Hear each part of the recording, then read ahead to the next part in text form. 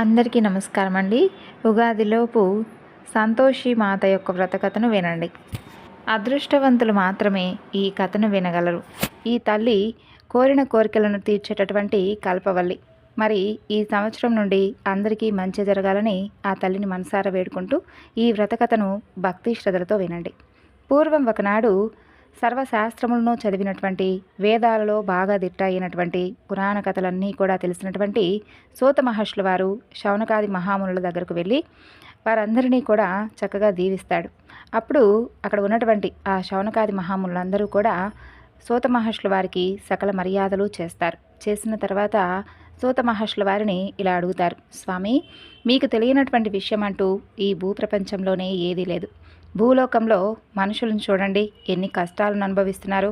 పాపం వారికి సుఖమంటే ఏమిటో కూడా మర్చిపోయారు. సుఖ సంతోషాలే లేనటువంటి జీవితం వ్యర్థం కదా, వాళ్ళను చూస్తే నాకు చాలా జాలిగా ఉందంటూ శౌనకుడు సూత మహర్షుల వారిని ప్రశ్నిస్తాడు. అదేవిధంగా మిగతా మునులందరూ కూడా అదే విధంగా అడుగుతారు. వారికి సుఖ సంతోషాలు సమృద్ధిగా ఉండేటటువంటి వ్రతం గురించి ఏదైనా ఉంటే చెప్పండి అంటూ ఆ శౌనకాది మహామునులందరూ కలిసి సూత మహర్షుల వారిని వేడుకుంటారు. అప్పుడు మునులందరూ అడిగినటువంటి ఆ ప్రశ్నలకు సూత మహర్షుల వారు ఈ విధంగా చెబుతాడు, మునులారా, మీరు అన్నది నిజమే. సంతోషం లేనటువంటి జీవితం నిజంగా వ్యర్థం. అదే ఏ పని చేయడానికైనా మంచిగా బలాన్ని ఇస్తుంది. సంతోషం లేనిదే ఎందులోనూ రాణించడం కష్టంగా ఉంటుంది. అలాంటి సంతోషం ప్రసాదించేటటువంటి దేవత సంతోషి మాత.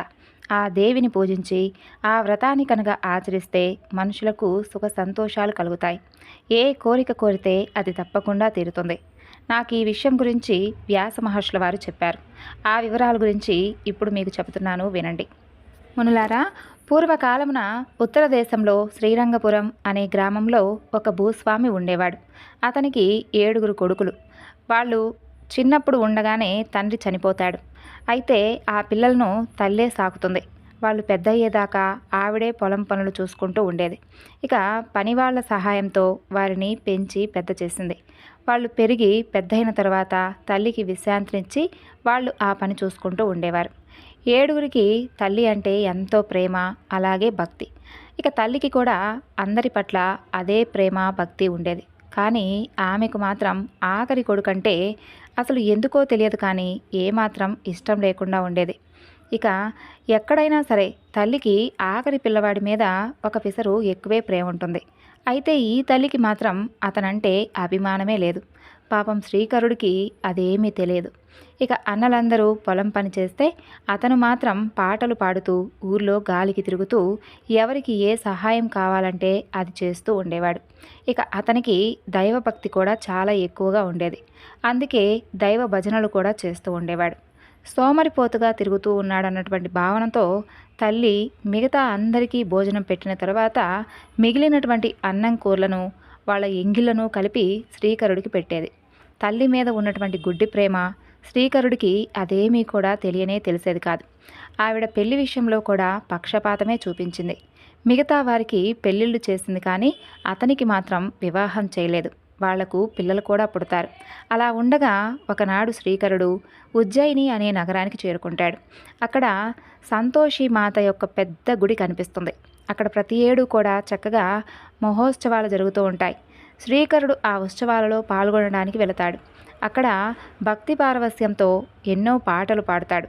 వచ్చిన వాళ్ళందరూ కూడా ఆ పాటలను విని అతన్ని మెచ్చుకొని వెళతారు. అందులో సత్యవతి అనే ఒక అందగత్తె చాలాసేపు కూర్చొని అతను పాడేటటువంటి పాటలన్నీ వింటుంది. ఆమె బయటకు వచ్చేసరికి బాగా చీకటి పడుతుంది. 2 రౌడీలు ఆమె వెంట పడతారు. ఆమె రక్షించండి అంటూ పెద్దగా అరుస్తుంది. ఆ అరుపులు విని శ్రీకరుడు వచ్చి ఆమెను కాపాడి ఆమెను ఇంటి దగ్గర జాగ్రత్తగా దింపుతాడు. ఇక సత్యవతికి తొలిచూపులోనే శ్రీకరుడంటే ప్రేమ ఏర్పడింది. అతను మరలా కనిపిస్తాడో లేదో అంటూ ఆమెకు బెంగపడుతూ ఉండగా ఒకనాడు శ్రీకరుడు వాళ్ళ ఇంటి ముందు నుండే వెళుతూ ఉంటాడు. ఆమె తన అమ్మా నాన్నలను పిలిచి ఇతనే తనను రక్షించాడని చెప్పి ఇతన్నే పెళ్లి చేసుకుంటాను అని చెబుతుంది. అందుకు వాళ్ళు కూడా అంగీకరించి వాళ్ళిద్దరికీ వివాహం జరిపిస్తారు. ఒకనాడు కొత్త దంపతులు శ్రీరంగపురానికి చేరుకుంటారు. ఎప్పుడు అతని భార్యను మాత్రం అయినప్పటికీ కూడా అందుకని తల్లి యొక్క ప్రవర్తనలో మాత్రం ఎలాంటి మార్పు రాలేదు. ఇక సత్యవతికి రోజంతా పశువులను చూసుకోవడం, ఆ శాలను శుభ్రం చేసుకోవడం, పిడకలు చేయడం ఇలా వగైరా పనులతోనే సరిపోతూ ఉండేది. ఇక శ్రమకు తగినటువంటి భోజనమైనా పెట్టేదా అంటే అదీ లేదు. కనీసం భోజనం కూడా సరిగ్గా ఉండేది కాదు. తోడికోడలకు కూడా ఆమెను చూస్తూ ఉంటే అసూయగానే ఉండేది. కానీ జాలి మాత్రం ఎప్పుడూ ఆమె పట్ల కలిగేది కాదు. శ్రీకరుని పరిస్థితిలో ఎలాంటి మార్పు రాలేదు. ఇక సత్యవతికి తనకు ఎంత అవమానం జరిగినా కూడా పాపం దిగమింగి ఊరుకునేదే తప్ప ఎప్పుడూ అత్తను కానీ తోడికోడలను కానీ పల్లెత్తు మాట అనేది కాదు. అయితే శ్రీకరుని విషయంలో తల్లి చూపించేటటువంటి వ్యత్యాసం మాత్రం సత్యవతి సహించలేకపోయింది. పతియే ప్రత్యక్ష దైవం కదా, మరి తనకు జరిగినటువంటి అన్యాయం వేలెత్తి చూపలేదు. కానీ భర్తకు జరుగుతుంది మాత్రం అతని దృష్టిలోకి తీసుకుని వెళ్ళాలి అని అనిపిస్తుంది. అలాగే అనుకున్నదే తడవుగా అతనికి విషయం తెలియజేస్తుంది. తల్లి మీద అమితమైనటువంటి గౌరవం ఉన్నటువంటి శ్రీకరుడు ఆమె చెప్పిన మాటను నమ్మలేదు. అదే నిజమైతే మీకు అందరితో ఎందుకు పెట్టడం లేదు భోజనం? వాళ్ళు తిన్న తర్వాతే మీకు ఎందుకు పెడుతుంది అంటూ ఒక సూక్ష్మమైనటువంటి ప్రశ్న వేస్తుంది. కావాలంటే మీరే ఒకసారి పరీక్షించి చూసుకోండి అంటూ నమ్మకంగా చెబుతుంది. అదైనటువంటి కొన్నాళ్లకు ఒక రోజున ఒక పండుగ వస్తుంది. శ్రీకరుడు భార్య మాటలను పరిశీలించేందుకు అదే అనువైనటువంటి సమయం అని చెప్పి భావిస్తాడు. తనకు కడుపు నొప్పిగా ఉందని చెప్పి ఆ సాకుతో వంటింటికి ఎదురుగా ఉన్నటువంటి వసారాలో చాప వేసుకొని పడుకుంటాడు. ఒక సన్నని గుడ్డ ముసుగ్గా వేసుకొని అందులో నుండి తల్లి చేసేటటువంటి చర్యలన్నీ గమనిస్తూ ఉంటాడు. ఇదేమీ తెలియనటువంటి ఆ తల్లి యథాప్రకారంగా చేసినటువంటి లడ్డూలు, మిగతా పిండి వంటలు తక్కినటువంటి 6 కొడుకులకు పెట్టి వాళ్ళు వదిలేసినటువంటి అన్నీ కూడా ఒక పాత్రలోకి వేసి శ్రీకరునికి తెచ్చిచ్చి తినమని చెబుతుంది. తన దైవంగా నమ్మినటువంటి తల్లే తనకు చేసేటటువంటి ఇంతటి మోసాన్ని సహించలేనటువంటి ఆ శ్రీకరుడికి చాలా విపరీతంగా కోపం వచ్చేస్తుంది. నాకు ఆకలిగా లేదు, వద్దుపో అని అంటాడు చిరాగ్గా. కొన్ని నిమిషాలైన తర్వాత రేపు వెళ్ళి కొన్నాళ్ళు ఊళ్ళు తిరిగి వస్తానని చెప్పి అప్పుడు కానీ తనకు శాంతి దొరకదని చెప్పి భావిస్తాడు. తల్లికి చీమ కుట్టినట్లుగా అనిపించదు. అందుకు రేపటి వరకు ఎందుకురా, ఇదిగో ఇప్పుడే వెళ్ళిపో అని అంటుంది. ఇక శ్రీకరుడికి ఒక్క క్షణం కూడా ఆ ఇంట్లో ఉండబుద్ధి కాలేదు. వెంటనే పశువుల శాలలో పనిచేస్తున్నటువంటి తన భార్య దగ్గరకు వెళ్ళి ఆమె అన్నది నిజమేనని చెప్పి ఒప్పుకొని తన మనసు విరిగిపోయిందని చెప్పి తను దేశాంతరం వెళ్ళి డబ్బును సంపాదించుకొని వస్తే తామిద్దరూ సుఖంగా ఉండవచ్చని చెప్పి అంతవరకు అత్తగారు పెట్టినటువంటి కష్టాలను కాస్త ఓర్చుకోమని చెబుతాడు. ఆమెను తాను మరవనని చెప్పి తన గుర్తుగా అతని ఉంగరాన్ని ఇస్తాడు. ఆమెను కూడా ఏదైనా ఇమ్మని అడిగితే పేడ పిసికేటటువంటి నా దగ్గర ఏముంటుందండి, ఇదిగో ఆవు పేడతో నిండినటువంటి నా హస్తముల ముద్రే నా ముద్రిక అంటూ తన 2 చేతులను అతని పంచె వెనుక అద్దుతుంది. అదే 10,000 అని చెప్పి శ్రీకరుడు సంతోషంగా భావిస్తాడు. ఇక అక్కడి నుండి వెళ్ళిపోతాడు. అలా శ్రీకరుడు వారం రోజులు ప్రయాణించి మాధవపురం అనే ఊరికి చేరుకుంటాడు. అక్కడ ఒక శ్రీమంతుడైనటువంటి వ్యాపారి దగ్గరకు వెళ్ళి ఉద్యోగం అడుగుతాడు. ఉద్యోగం అడిగితే ఉత్తముడైనటువంటి ఆ వ్యాపారి వెంటనే ఒక చిన్న పని ఇస్తాడు. ఇక శ్రీకరుడు అదే మహాభాగ్యం అని చెప్పి ఎంతో శ్రద్ధగా ఆ పని చేసుకుంటూ ఉండేవాడు. తక్కిన పని వాళ్ళందరూ యజమాని యొక్క మంచితనాన్ని, మెతకతనాన్ని భావించి ఎప్పుడూ కూడా పనిని ఎగ్గొడుతూ ఉండేవారు. కానీ శ్రీకరుడు మాత్రం అలా కాదు. చక్కగా మనసు పెట్టి మరీ పనిచేస్తూ ఉండేవాడు. జమా ఖర్చులు, లావాదేవీలు ఇలాంటివి చేస్తూ ఉండేవాడు. అతని శ్రద్ధ వలన ఆ వ్యాపారి వ్యాపారం కూడా బాగా మెరుగుపడుతుంది. దాంతో ఆ వ్యాపారస్తుడు ఎంతో సంతోషించి అతనిని తన విశ్వాసపాత్రునిగా గ్రహించి అతన్ని పై అధికారిగా నియమించి అతనికి ఎక్కువగా జీతం ఇచ్చేవాడు. అతను అప్పటికే వ్యాపారంలో బాగా మెలకువలు తెలుసుకోవడంతో తన బుద్ధి కుశలతతో తన యజమాని వ్యాపారాన్ని ఎంతో అభివృద్ధి పరిచాడు. యజమాని ప్రత్యేక బహుమానాలు కూడా ఇస్తూ ఉండేవాడు. అలా తన జీవితమంతా చక్కగా సాఫీగా సాగిపోవడం వలన ఆపద మొక్కులు సంపద మరుపులు అన్నట్లుగా తన భార్యకు ఇచ్చినటువంటి మాటను అసలు తన ఊసును మర్చిపోతాడు శ్రీకరుడు. అలా చివరికి తన ఊరిని కూడా మర్చిపోతాడు. అక్కడ అతను అలా ఉంటే ఇక్కడ సత్యవతి బ్రతుకు మాత్రం పాపం చాలా అధ్వానంగా ఉంటుంది. కొడుకు ఉంటేనే లెక్క చేయనటువంటి ఆ అత్తగారు ఇక ఆవిడ ఆగడాలైతే కొడుకు లేకపోతే తగ్గుతాయా, ఇంకా ఎక్కువగా శృతిమించాయి. ఇదేమిటి అని చెప్పి అడిగేవారు ఎవ్వరూ లేరు. అలా సత్యవతి ప్రతిరోజు కూడా అడవికి వెళ్ళి కట్టెలు కొట్టి ఇంటికి తీసుకొని రావాలి. ఇంతకు ఆమెకు పెట్టేది తవుడుతో చేసినటువంటి 2 రొట్టెలు మాత్రమే, కొబ్బరి చిప్పలో కొంత నీరు మాత్రమే. అవే ఆవిడ సత్యవతికి పెట్టేటటువంటి ఆహారం. అత్తగారు, తోడికోడళ్ళు ఎంత తిట్టినా, ఎన్ని రకాలుగా అవమానపరుస్తున్నా, తను నమ్ముకున్నటువంటి దైవం, తన పతిదేవుడు తప్పకుండా తిరిగి వచ్చి తనను కాపాడుతాడని గంపెడంత ఆశతో ఓపిగ్గా సహనంగా ఎదురు చూస్తూ ఉంది పాపం ఆ సాధ్యమని. ఆమె చిక్కి శల్యమైనా కూడా పట్టించుకునే నాథుడే లేడు. నాథుడే మర్చిపోతే ఇక వీళ్ళకేమిటి? ఇక ఇదిలా ఉండగా ఒక శుక్రవారం నాడు ఆమె అడవి నుండి తిరిగి వస్తూ ఉండగా ఊరి పొలిమేర్లలో ఒక ఇంట్లో కొందరు ఆడవాళ్లు చేరి ఏదో పూజ చేయడం కనిపిస్తుంది. ఆమె కూడా బాగా అలసిపోయి ఉండడంతో అక్కడ కాసేపు ఆగుతుంది. అక్కడ వారందరూ కలిసి ఒక దేవతకు పూజ చేయడం, ఆమె కథ వినడం జరుగుతుంది. సత్యవతి అక్కడ ఒక ఇల్లాలని, ఈ దేవత ఎవరమ్మా, ఈమెను ఎలా పూజ చేయాలి, దీని వలన కలిగే లాభం ఏమిటి అని అడుగుతుంది. అప్పుడు ఆమె ఇలా చెబుతుంది, ఈ దేవి సంతోషి మాతమ్మ, ఈమె కోరిన కోరికలను సఫలం చేసేటటువంటి దేవత అని చెప్పి ఓపిగ్గా పూజా విధానం గురించి, ఉద్యాపన యొక్క పద్ధతి గురించి వివరిస్తుంది. ఇక సత్యవతి అక్కడ జరుగుతున్నటువంటి పూజనంతా చూసి కథంతా విని ప్రసాదాన్ని స్వీకరించి ఇంటికి వస్తూ తను కూడా తన భర్త రాకకై ఆ పూజను చెయ్యాలి అని చెప్పి మనసులో నిశ్చయించుకుంటుంది. అలా వారం రోజులు గిర్రున తిరిగి శుక్రవారం రాని వస్తుంది. సంతోషి మాత పూజ చేయాలని సత్యవతి అనుకోవడమైతే అనుకుందే కానీ పాపం ఆమెకు తగినటువంటి మార్గం కనిపించలేదు. మింగ మెతుకు లేదు, మీసాలకు సంపంగ నూనె అన్నట్లుగా తనకే గతి లేదు, తనెక్కడ పూజ చేయగలదు అని భావిస్తుంది. ఆ ఆలోచన వచ్చేసరికి దిగులుగా కూర్చుంటుంది. కానీ దేవుని మీద అపారమైనటువంటి భక్తి ఉంటే ఆ దేవుడే అంతా చూసుకుంటాడు కదా. నారు పోసినవాడు నీరు పోయడా అన్న మాటలు రుజువు చేస్తూ ఆ దేవియే ఒక వృద్ధురాలి రూపంలో వచ్చి కావలసిన దానికన్నా ఎక్కువగా పూజా ద్రవ్యాలను ఇస్తుంది. ఇక సత్యవతి ఆనందానికి అవధులు లేవు. సాయంకాలం వరకు ఉపవాసం ఉండి పూజ చేసి చక్కగా కథ చెప్పుకొని మంగళహారతి ఇచ్చి ప్రసాదం తనకు కావలసిన వారికి అందరికీ కూడా పంచుతుంది.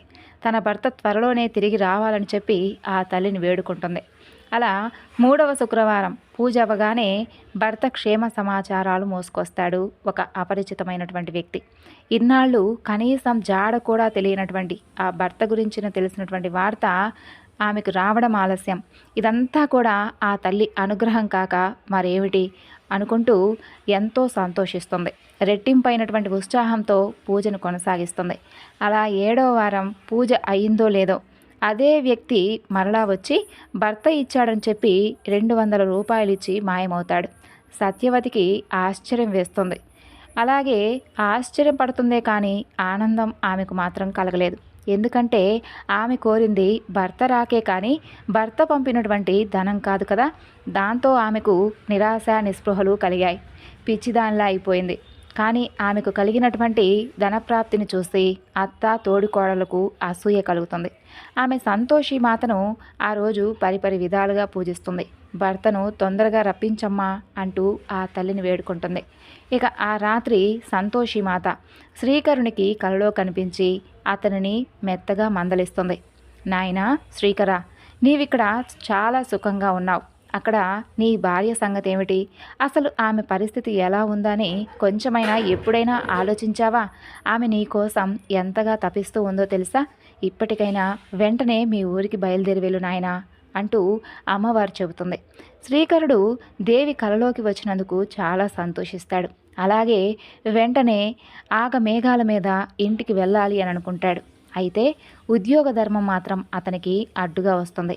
యజమాని తన మీద బాధ్యత పెట్టి తీర్థయాత్రలకు వెళ్ళాడు. డబ్బు లావాదేవీలు అలాగే ఉన్నాయి. అతను ఇవ్వాల్సినటువంటి బాకీలు, తమకు చెల్లించాల్సినటువంటి బాకీలు 2 ఉన్నాయి. అమ్మవారితో అదే చెబుతాడు. తల్లి, నాకు కూడా వెళ్ళాలనే ఉంది. కానీ మా యజమాని రాకుండా నేను ఎలాగమ్మా వెళ్ళాలి? ఈ లావాదేవీలు చూడకుండా వెళితే నమ్మక ద్రోహం చేసినట్లవుతుంది కదా తల్లి. అతను రాగానే తప్పకుండా వెళ్తానమ్మా అని అంటాడు. ఇక ఆజ్ఞ జారీ చేసినటువంటి ఆ దేవికి ఆ విషయం గురించి తెలియదా? సర్వజ్ఞురాలు కదా మరి ఆ తల్లి. అందుకే మార్గాంతరం కూడా చూపింది. నీవేమీ శంక పెట్టుకోవద్దు. రేపు పొద్దున్నే లేచి స్నానము వగైరా చేసి నన్ను ధ్యానించి చక్కగా నేతి దీపం పెట్టి నమస్కరించి దుకాణంలో కూర్చో, అన్ని పనులు సక్రమంగా జరుగుతాయని చెబుతుంది. అమ్మవారే మార్గం చూపించిన తర్వాత ఇక సందేహం ఎందుకు అని అనుకుంటాడు శ్రీకరుడు. ఇక ఉదయాన్నే లేచి అమ్మవారు చెప్పిన పనులన్నీ కూడా తూచా తప్పకుండా చేసి దుకాణంలో కూర్చుంటాడు. అంతే, అమ్మవారు చెప్పినట్లే రావాల్సినటువంటి పైకమంతా కూడా టకటకా వచ్చేస్తుంది. అతను ఇవ్వాల్సింది ఇచ్చేస్తాడు. అలా సాయంకాలం అయ్యేసరికి చక్కగా పనులన్నీ కూడా సునాయాసంగా అయిపోతాయి. ఇదంతా కూడా తల్లి యొక్క కృపేనని చెప్పి శ్రీకరుడు భావిస్తాడు. యజమాని కొడుకులకు ఆ వ్యాపారం అప్పచెప్పి తన ఇంటి పరిస్థితి గురించి వివరించి మర్నాడు పొద్దున్నే బయలుదేరతాడు. తను న్యాయంగా సంపాదించినటువంటి డబ్బుతో తన ఊరికి కొన్నాళ్లకు చేరుకుంటాడు శ్రీకరుడు. అలా పొలిమేరలకు వచ్చేసరికి కట్టెల మోపును మొయ్యలేక మోస్తూ ఉన్నటువంటి ఒక యువతి కనిపిస్తుంది. ఆమె ఎవరో కాదు, అతని భార్య సత్యవతి. ఆమె బాగా చిక్కి శల్యమైంది. అది చూసేసరికి అతని మనసు వికలమవుతుంది. ఆమెకు కనపడకుండా ఇంటికి చేరుకుంటాడు. తల్లి లేనటువంటి ప్రేమను కురిపిస్తుంది. సత్యవతి ఇంకాసేపటికి ఇంటికి వచ్చి, అత్త, కట్టెల మోపు తెచ్చాను, మీరిచ్చే ఆ 2 తౌడు రొట్టెలు కొబ్బరి చిప్పతో నీళ్లు ఇవ్వండి అత్త, బాగా ఆకలిగా ఉంది అని అంటుంది. ఇక నువ్వు వెళ్ళిన తర్వాత నీ మీద బాగా బెంగపడింది మీ ఆవిడ, అందుకే ఇలా చిక్కిపోయింది అంటూ తల్లి చెబుతుంది. తల్లి మాటలో సత్యం ఎంత ఉందో గ్రహిస్తాడు శ్రీకరుడు. తల్లికి కూడా దొంగకు తేలి కుట్టినట్లుగా అవుతుంది. అమ్మా, నాకు బాగా అర్థమైంది, మేమిక ఈ ఇంట్లో ఉండదలుచుకోలేదు, వేరే కాపురం పెడతాము అని చెప్పి భార్యతో కలిసి ఆ ఊర్లోనే ఒక అద్దె ఇంట్లో ఉండసాగాడు. ఇక శ్రీకరుడు తిరిగి వచ్చినటువంటి 2 రోజుల్లోనే శుక్రవారం వస్తుంది. సత్యవతి సంతోషి మాత యొక్క వ్రత ఉద్యాపన చేద్దామని చెప్పి అత్తగారిని, బావగారులను, తోడికోడలను పిలుస్తుంది. అలాగే వారితో పాటు పిల్లలను కూడా భోజనానికి పిలుస్తుంది. అసలే ఎవ్వరికీ కూడా శ్రీకరుడంటే పడడు. అందులోనూ వాళ్ళకన్నా ధనవంతుడయ్యాడు. దాంతో వాళ్ళు అసూయ ఎక్కువైపోయింది. వాళ్ళెవ్వరూ వెళ్లకుండా కేవలం పిల్లలను మాత్రమే పంపిస్తారు. అది కూడా వాళ్ళ మీద ప్రేమతో కాదు, వ్రతభంగం చేయమని చెప్పి కుటిలమైనటువంటి మార్గాలను చెప్పి పంపిస్తారు. ఇక పిల్లలు కూడా అదే విధంగా ప్రవర్తిస్తారు. ఎన్ని మధురమైనటువంటి పదార్థాలే వడ్డించినప్పటికీ కూడా మాకివేమీ వద్దు, మాకివేమీ నచ్చలేదు పిన్ని, మాకు పులుపు కావాలి అని అడుగుతారు. ఇక సత్యవతి రేపు పెడతానని చెప్పి వారిని నచ్చజెబుతుంది. విన్నట్లే విని భోజనం చేసి మాకు కొంచెం చిల్లర కావాలి అని అడుగుతారు. చిల్లర ఇవ్వకూడదు నాయనా అని ఆమెకు తెలిసినప్పటికీ కూడా ఆమెకు జాలి ఎక్కువ కాబట్టి సత్యవతి కాదనలేక వారికి కొన్ని డబ్బులు ఇస్తుంది. వారు వెంటనే దుకాణానికి వెళ్ళి చింతపండు కొనుక్కొచ్చి అమ్మవారి ఎదుటే తింటారు. పాపం పనిలో పడినటువంటి సత్యవతి అదేమీ గమనించలేదు. చేయవలసినటువంటి పనంతా చేసేసి ఆ పిల్లలు తిరిగి ఇంటికి వెళ్ళిపోతారు. ముందు చెప్పినట్లుగానే వ్రతభంగం కనుక అయితే ఇక్కట్లు పాలవుతారనే మాట నిజమని చెప్పి నిరూపిస్తూ కొందరు రాజభటులు శ్రీకరుణ్ణి తీసుకొని వెళ్లేందుకు వస్తారు. కనీసం చిల్లిగవ్వ సంపాదనే లేనటువంటి అతనికి ఒక్కసారిగా ఇంత శ్రీమంతుడు ఎలా అయ్యాడో సంజాయిషి ఇవ్వాలని చెప్పి ఇది దొంగ డబ్బేనని చెప్పి రాజుగారికి అనుమానం వచ్చిందని చెబుతారు ఆ భటులు. ఇక శ్రీకరుణ్ణి తీసుకెళ్లగానే సత్యవతి విలవిలా ఏడుస్తూ దేవి పాదాలకు సాష్టాంగ నమస్కారం చేసి, తల్లి, నీ భక్తురాలనైనటువంటి నన్ను ఎందుకమ్మా ఇలా పదే పదే ఇబ్బందుల పాలు చేస్తూ ఉన్నావు? ఇది నీకు న్యాయమేనా? అసలు నేను చేసినటువంటి తప్పేంటి తల్లి? ఇలా ఒకవేళ ఏదైనా కానీ తప్పు చేస్తే నన్ను క్షమించి కరుణించమ్మా, మా అమ్మవు కదూ, నాకు నీవు తప్ప దిక్కెవరమ్మా అంటూ ప్రార్థిస్తుంది. అంతే. అప్పుడు అమ్మవారు కోపంగా ఇలా చెబుతుంది, నీవు ఉద్యాపన భంగం చేశావు, నువ్వు బాలురకు చిల్లర ఇచ్చావు అంటే దక్షిణ ఇచ్చినట్లే కదా, వాళ్ళు చింతపండు తిన్నారు అంటే పులుపు తిన్నట్లే కదా, ఇవి చేస్తే వ్రతభంగం కలిగినట్లే కదా అని అంటుంది. సత్యవతి చేతులు జోడించి మనస్ఫూర్తిగా క్షమాపణ చెప్పుకుంటుంది. తల్లి, నా అపరాధాన్ని క్షమించు. పిల్లలు చిల్లర అడిగితే దయతో ఇచ్చేనే కానీ దక్షిణగా ఇవ్వలేదమ్మా. వారు చెడ్డ తలంపుతో ఆ డబ్బులు ఇచ్చిన తర్వాత చింతపండు తెచ్చుకొని తిన్న సంగతి నాకు అస్సలు తెలియనే తెలియదు. నా తప్పును క్షమించు. మరలా ఏ లోపాలు లేకుండా తప్పకుండా ఉద్యాపన చేస్తాను అంటూ ఆ తల్లిని ప్రార్థించి ప్రసన్నురాలను చేసుకుంటుంది. మరలా 8 మంది అబ్బాయిలను పిలిచి పిండి వంటలతో భోజనం చేసి పెట్టి వస్త్రాలను, ఫలాలను ఇచ్చి తృప్తిపరుస్తుంది. ఉద్యాపన చక్కగా నిర్విఘ్నంగా జరుగుతుంది. ఇక సంతోషి మాత కూడా ఆమెకున్నటువంటి శ్రద్ధాభక్తులకు ఎంతో సంతోషించి, సత్యవతి, నువ్వు ఏమీ విచారించనవసరం లేదు, నీ భర్త రాజుగారి వలన సన్మానమే పొంది వస్తాడు అని చెప్పి ఆమె విచారాన్ని పోగొడుతుంది. ఇక ఆ రాజు శ్రీకరుణ్ణి అంత డబ్బు నీకు ఎలా వచ్చిందో వివరించమని చెప్పి అడిగితే శ్రీకరుడు అక్షరం పొల్లుపోకుండా తన యజమాని విశేషాలన్నీ కూడా వివరిస్తాడు. సంతోషి మాత ఆ రాజుకు శ్రీకరునిపై సదాభిప్రాయం కలిగించే విధంగా చేస్తుంది. దేవి యొక్క కృప వలన రాజు అతన్ని సత్యవాదే అని చెప్పి నమ్మి దేవి సత్యవతికి ముందే చెప్పిన విధంగా ఘనంగా ఆ రాజు సత్కరించి పంపిస్తాడు. ఆ విషయం ఊరంతా విని ఆనందిస్తారు, శ్రీకరుణ్ణి మెచ్చుకుంటారు. కానీ తల్లి సోదరులు వారి యొక్క ప్రవర్తనతో మాత్రం ఎప్పుడూ కూడా వారికి మంచి చేయాలనే భావన వారికి రాలేదు. వారిలో అసలు ఎలాంటి మార్పు రాలేదు. వాళ్ళ అసూయ ఇంకాస్త ఎక్కువైపోయింది. ఇక అవసరం మొత్తం తీరిపోయింది కదా, మరిక పూజలెందుకు అనేటటువంటి స్వార్థము కానీ అలాంటి చింతన కానీ లేకుండా సత్యవతి శ్రీకరుడు సంతోషి మాతను ప్రతినిత్యము కూడా పూజిస్తూ ఉండేవారు. దేవి కూడా వారి భక్తికి మెచ్చి నగరం చివర ఉన్నటువంటి గుడి నుండి వాళ్ళింటికి ఒకరోజు వస్తాను అని చెబుతుంది. ఇక సత్యవతి ఆనందానికైతే పట్టపగ్గాలు లేవు. ఎంతో ఆశతో ఎదురు చూస్తూ ఉంటుంది.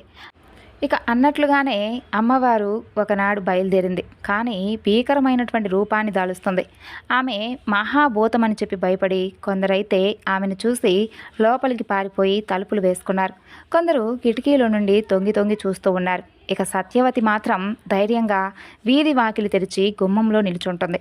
దేవి దగ్గరకు రాగానే ఆమె కొంచెం కూడా బెదరకుండా దేవికి సాష్టాంగ నమస్కారం చేసి సాదరంగా లోపలికి తీసుకుని వెళ్ళి పూజాగృహంలో ఆసనం మీద కూర్చోబెట్టింది. వెంటనే అమ్మవారు ప్రసన్నమైనటువంటి రూపాన్ని దాల్చి సత్యవతిని ఆశ్చర్యపరిచింది. ఇక సత్యవతి ఆమెను పూజించి అమ్మ దీవెనలు పొందింది. దేవి అనుగ్రహంతో వారికి ఒక కొడుకు కూడా పుట్టాడు. వారు ఎంతో ఆనందించారు. అలా కాలక్రమేణా సత్యవతి భక్తికి మెచ్చి దేవి ఆమెను అనుగ్రహించడం చూసినటువంటి ఆమె అత్తగారు తోడికోడళ్ళు ఆమె మీద అసూయ ద్వేషాలు అన్నీ విడిచిపెట్టి శ్రీకరుణ్ణి వారి పుత్రుణ్ణి ఆమెను ఎంతో ప్రేమగా చూడసాగారు. సంతోషి మాత యొక్క మహత్యాన్ని తెలుసుకున్నటువంటి ఆ ఊరు ప్రజలు కూడా అమ్మవారిని విధి ప్రకారంగా పూజించి సకల సౌభాగ్యాలను పొందారు. శాంతమూర్తి అయినటువంటి ఈ సంతోషి మాత కోరినటువంటి కోరికలను వసిగేటటువంటి కల్పవల్లి. కాబట్టి మునులారా, విన్నారు కదా అమ్మవారి యొక్క వ్రతకథను. మనుషులందరికీ కూడా సుఖ సంతోషాలను ఇచ్చేటటువంటి తల్లి సంతోషి మాత. వినడానికి పూజా విధానము ఉద్యాపన కాస్త కష్టంగా అనిపిస్తుంది. అయితే నిజంగా మనసు పెట్టి చేస్తే ఏదీ కష్టం కాదు. దైవ పూజ ఆషామాషిగా చేయకూడదు అనేటటువంటి విషయం మనకు ఈ పూజ ద్వారా తెలుస్తుంది. అసలు దైవ పూజే కాదు, ఆ మాటకొస్తే ఏ పని కూడా ఏదో చేశాం అని అనిపించుకోకుండా మనసా వాచ కర్మణ చేయాలి. సంతోషి మాత యొక్క వ్రతం చేస్తే అదే విధంగా మనసా వాచ కర్మణ చేసేటటువంటి పద్ధతి అలవడి సుఖ సంతోషాలు కలుగుతాయి అనేందుకే అమ్మవారి యొక్క వ్రత విధానము కాస్త కష్టంగా అనిపిస్తుంది అంటూ ముగిస్తాడు సూత మహర్షుల వారు. అప్పుడు శౌనకాది మునులు అడుగుతారు, స్వామి, అమ్మవారి యొక్క వ్రత విధానాన్ని చాలా చక్కగా తెలియజేశారు. మరి అమ్మవారి యొక్క వ్రతాన్ని పూజా విధానాన్ని ఎలా చేయాలో చెప్పండి అని చెప్పి అడుగుతారు. అప్పుడు సూత మహర్షుల వారు ఈ విధంగా తెలియజేస్తాడు. ఈ వ్రతాన్ని చైత్రమాసం కానీ వైశాఖ మాసం కానీ శ్రావణ మాసం కానీ భాద్రపద ఆశ్వాయుజ కార్తీక మార్గశిర మాఘ ఫాల్గుణ మాసాలలో ఏ శుక్రవారం రోజైనా చక్కగా మొదలు పెట్టుకోవచ్చు. ఇక జ్యేష్ఠ ఆషాఢ పుష్య మాసాలలో అస్సలు మొదలు పెట్టకూడదు. వ్రతాన్ని ఆడవారు కానీ మగవారు కానీ ఎవరైనా చేసుకోవచ్చు. కానీ కొన్ని నియమ నిష్టలు తప్పకుండా పాటించాలి. ఆ శుక్రవారం ఉపవాసం ఉండాలి. మొత్తం ఉండలేని వారు పూజ అయిన తర్వాత రాత్రి తినవచ్చు. భక్తిగా చేస్తే 3 నెలల్లోనే వారి వారి కోరికలు తప్పకుండా తీరుతాయి. ఎవరికైనా గ్రహబలం చాలక కోరిక తీరకపోతే నిరాశ పడకుండా ఈ పూజను అదే విధంగా కొనసాగిస్తే తప్పకుండా త్వరలోనే వారి కోరిక తీరుతుంది. ఈ వ్రతాన్ని చేసేవారు సత్యాన్నే పలకాలి. ఎన్నటికీ కూడా అబద్ధం చెప్పకూడదు. నిందా వాక్యాలు మాట్లాడకూడదు. అలాగే వినకూడదు. ఆ రోజున మౌనంగా ఉండాలి. అలాగే ఆ రోజు పులుపు కూడా తినకూడదు. అలాగే ముట్టుకోకూడదు. సంసార జీవితం గడపకుండా నేల మీదే పడుకోవాలి.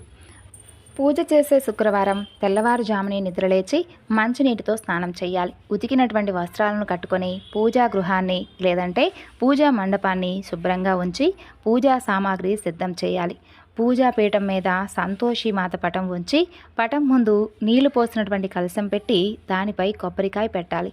తర్వాత పూజ చేసి వినాయక పూజ, నవగ్రహ పూజ, అష్టదిక్పాలకుల పూజ, పూర్ణ కలశ పూజ చేయాలి. ఒక కలశం మీద ఒక పాత్రను పెట్టి అందులో బెల్లంతో కూడా వేసినటువంటి శనగలను ఉంచాలి. తరువాత సంతోషి మాతను పూజించి బెల్లాన్ని శనగలను నైవేద్యంగా పెట్టాలి. పండినటువంటి పండ్లను కూడా పెట్టవచ్చు. ఇక నేతి దీపం మాత్రమే వెలిగించాలి. శక్తి కొద్దీ ఈ విధంగా చేసుకోవచ్చు. పూజ అయిన తర్వాత తప్పకుండా కథ వినాలి. పునఃపూజ చేయాలి. ప్రసాదాన్ని 3 భాగాలుగా చేసి ఒక భాగాన్ని కథ చెప్పినటువంటి బ్రాహ్మణుడికిచ్చి ఒకటి ఆవుకు పెట్టి మిగతాది అందరికీ కూడా పంచి తాను కూడా స్వీకరించాలి. ఇక ప్రసాదాన్ని పంచే ముందు సంతోషి మాతకు మంగళహారతి పాట పాడుతూ ఇవ్వాలి. ఇలా కోరిక తీరే వరకు భక్తి శ్రద్ధలతో కనుక చేస్తే తర్వాత తప్పకుండా ఉద్యాపన కూడా చేయాలి. ఉద్యాపన చేసే శుక్రవారం యథావిధిగా పూజ అయిన తర్వాత 8 మంది అబ్బాయిలకు, ఒక బ్రాహ్మణుడకు, ఒక ముత్తైదవుకు భోజనం పెట్టాలి. ఆ భోజనంలో ఎట్టి పరిస్థితిలోనూ పులుపు ఉండకూడదు. తర్వాత వాళ్లకు పూలు పండ్లు ఇవ్వాలి. కానీ దక్షిణ మాత్రం ఇవ్వకూడదు. కావాలంటే బట్టలు పెట్టవచ్చు. ఓ శౌనకాది మహామునులారా, ఇలా ఎవరైతే సంతోషి మాతను పూజిస్తారో వారికి ఉన్నటువంటి దరిద్రం అంతా కూడా తొలగిపోయి సుఖ సంతోషాలు కలుగుతాయి అనడంలో ఎలాంటి అనుమానము లేదు. కోరినటువంటి కోరికలు తప్పకుండా సిద్ధిస్తాయి. కానీ ఏమాత్రం లోపం చేసినా అమ్మవారికి కోపం వచ్చి కష్టాల పాలవుతారు. అందుకనే నియమనిష్టలు చాలా ముఖ్యం. వాటికి ఎలాంటి లోపము రాకూడదు అని చెప్పి శౌనకాది మహామునులందరికీ కూడా సూత మహర్షుల వారు ఈ యొక్క సంతోషి మాత యొక్క వ్రతకథను వినిపించి చివరికి ముగిస్తారు. మనందరిపై కూడా ఆ తల్లి అనుగ్రహం ఎప్పుడూ ఉండాలని మనస్ఫూర్తిగా కోరుకుంటున్నానండి. ఈ వివరణ, ఈ వ్రతకథ మీ అందరికీ కూడా నచ్చింది అనుకుంటున్నాను. మరొక చక్కని కథతో మరలా కలుసుకుందాం. అంతవరకు నమస్కారం. జై శ్రీకృష్ణ.